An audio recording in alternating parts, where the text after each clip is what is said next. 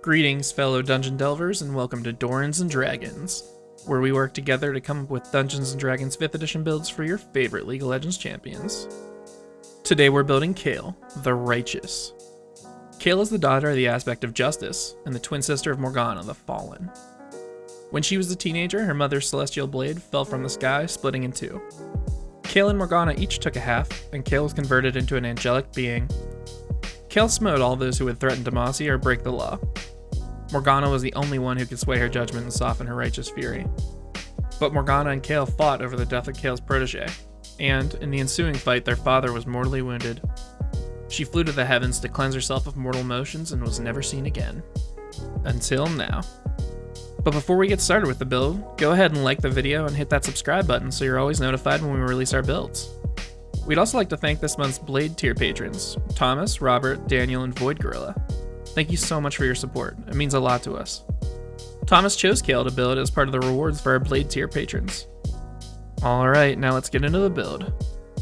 First, let's cover the goals of this build. We need Kayle to be a clearly divine being, the aspect of justice brought down from the heavens. She also needs strong basic attacks channeled through her sword, as well as potent AoE damage. Finally, we need a strong heal, as well as the ability to grant temporary immortality a la her ultimate. For race, we have two options here. While discussing the build, Thomas wanted to focus on the reach and extended range of Kayle's auto attacks. For that purpose, we recommend choosing the Bugbear race. But to satisfy the lore and her divine nature, we chose Protector Aasimar. We'll do a breakdown of both races, but the character sheet will have Protector Aasimar for it. We'll break down the Bugbear first for Thomas. Bugbears have a +2 to strength and a +1 dex and a ton of features. First is Long-Limbed. This lets you extend your reach by 5 feet whenever you're making a melee attack on your turn. Long-Limbed will enable Kayle's auto attacks to feel ranged and is the main reason for this race choice. Power-Filled Build grants you the strength of a creature one size larger when it comes to encumbrance or moving objects. They also get proficiency in stealth with Sneaky. And finally, they get Surprise Attack, which gives any attack made with a surprise an extra 2d6 damage. Now for the Protector Aasimar. Protector Aasimar gain +2 to Charisma and +1 to Wisdom. They also have Celestial Resistance, which grants resistance to both necrotic and radiant damage. Healing Hands is a nice heal that'll add variety to the ways you can use Kayle's W. You can touch a creature and grant an HP equal to your level. This recharges on a long rest. Lightbearer grants you the Light cantrip. And finally, we have Radiant Soul, which takes on the form of Kayle's passive, Divine Ascent. At level 3, you unleash the Divine Spirit inside, causing your eyes to glow and 2 wings to sprout from your back. This lasts for 1 minute and grants you a fly speed of 30 feet. Once on each of your turns, you deal extra radiant damage equal to your level. This also recharges on a long rest. For Kayle's background, we're going to go with Haunted One. Kayle's final stint with humanity was a battle between her and Morgana that tore Demacia apart with their divine fury. The resulting debris from their battle mortally wounded their father Kalam. As Kalam died, she fled to the heavens to purge herself of mortal emotion. As a result, she gains access to this background feature, Heart of Darkness.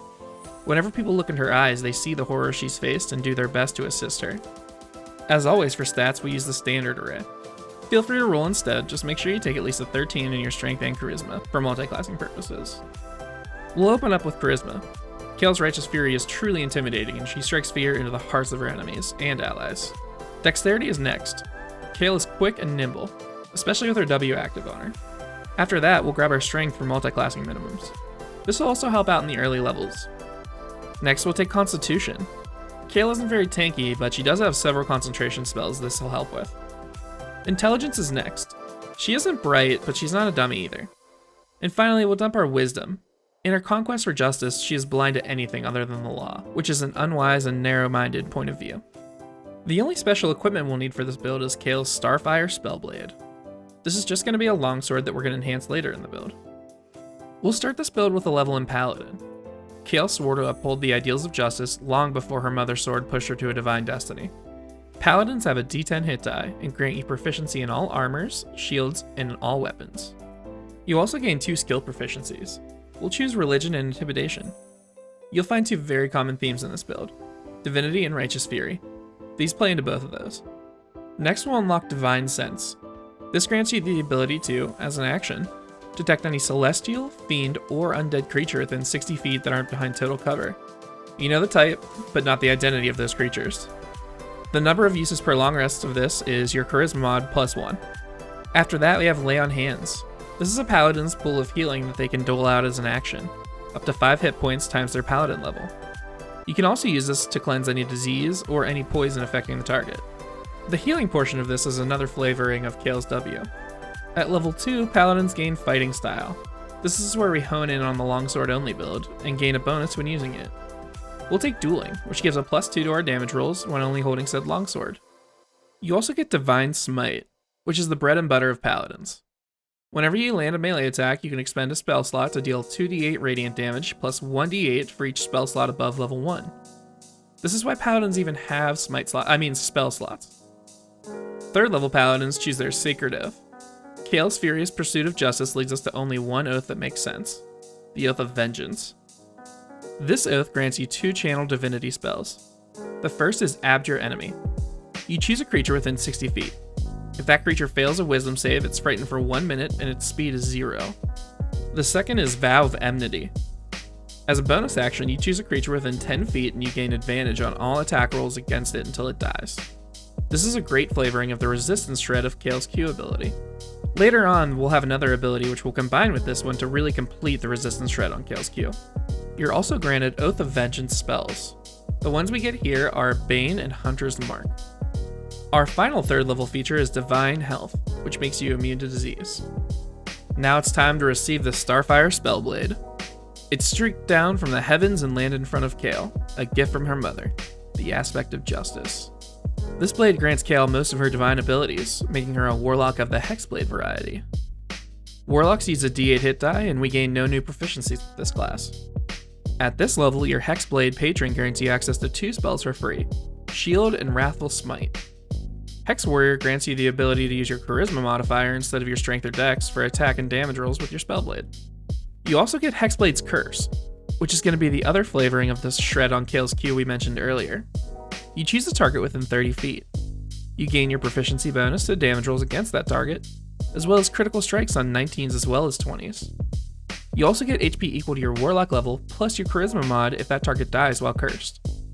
Finally, for this level, we're going to choose a cantrip that will enable us to deal ranged damage using the sword as a spell focus. Obviously, we're going to go with Eldritch Blast, which we'll upgrade next level. It's fairly simple. Make a ranged spell attack and hit a target with 1d10 force damage. You get multiple beams based on your overall level. At 5th, 11th, and 17th level, you get an additional beam. This is the Aflame portion of Kayle's passive, Divine Ascent. At level 2, Warlocks gain Eldritch Invocations. This is how we'll upgrade our Eldritch Blast. The first choice we'll make is Agonizing Blast.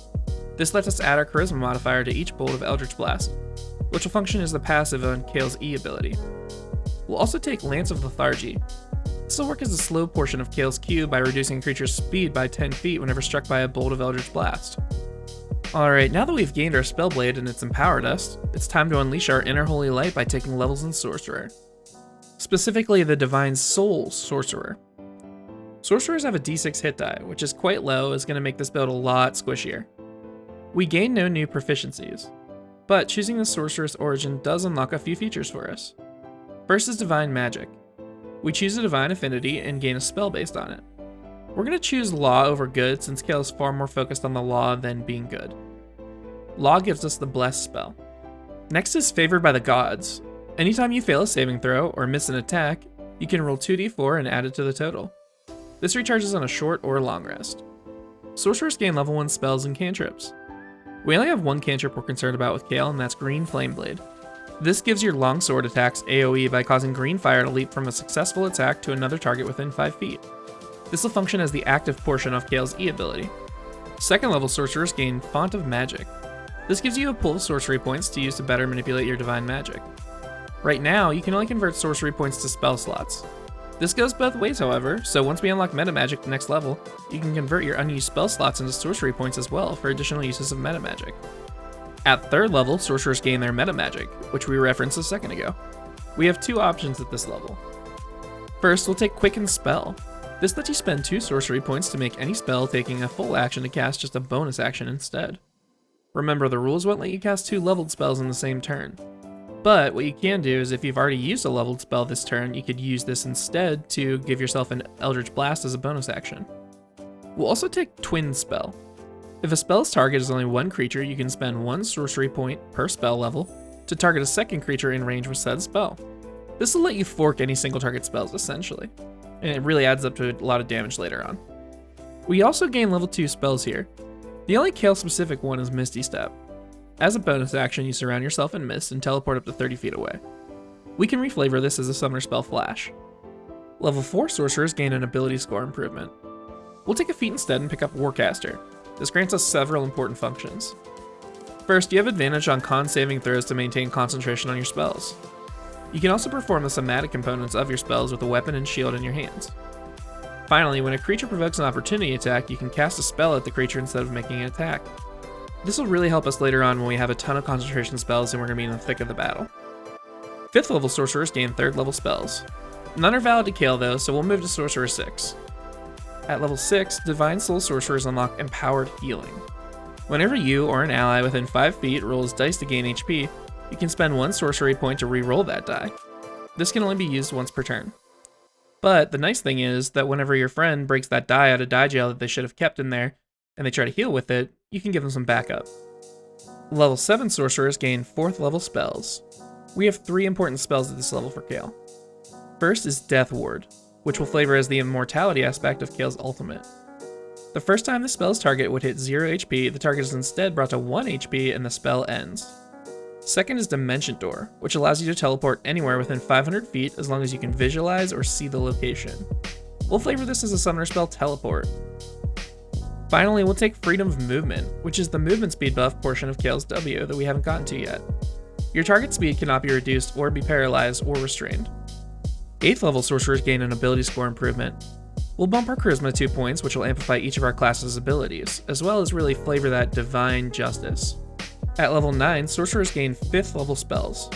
We'll take Holy Weapon, which is the best flavor of Kayle's E ability. This lets you deal an extra 2d8 radiant damage on all hits with weapon attacks. This is a concentration spell, which is why we grabbed Warcaster and stacked our Constitution earlier. 10th level sorcerers gain an additional meta magic option. We'll take Careful Spell here.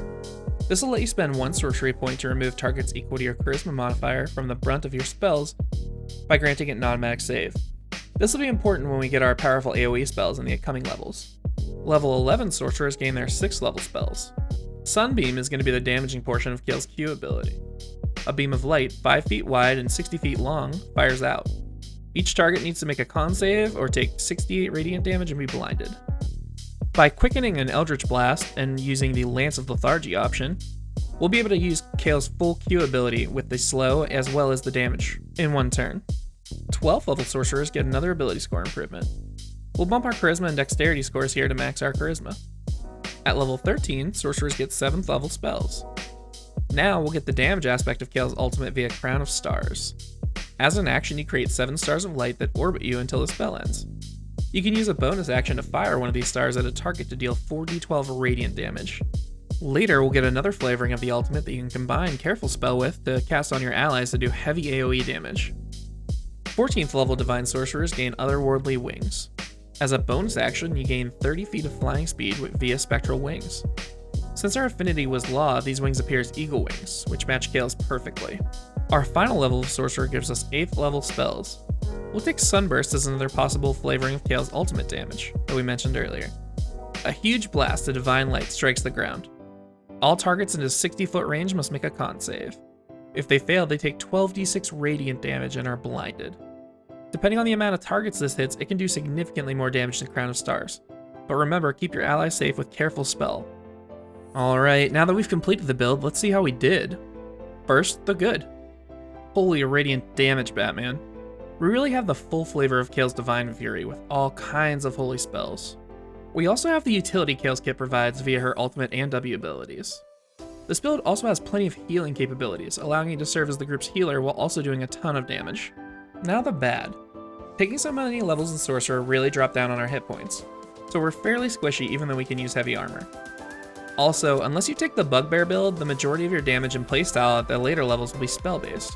This isn't necessarily a negative unless you were hoping for a more martial build. So, what did you think? I've included a link to this build via D&D Beyond in the description below, as well as Amazon links to the books used in this build. If you enjoy this type of content, please consider supporting us on Patreon. Here's this month's patrons. We have a few awesome rewards, including access to our Discord where we chat about our builds and guaranteed champion build. We plan on turning out one league champion build roughly every week. Thanks for watching, and hopefully we'll catch you on the Rift, or in the Forgotten Realms.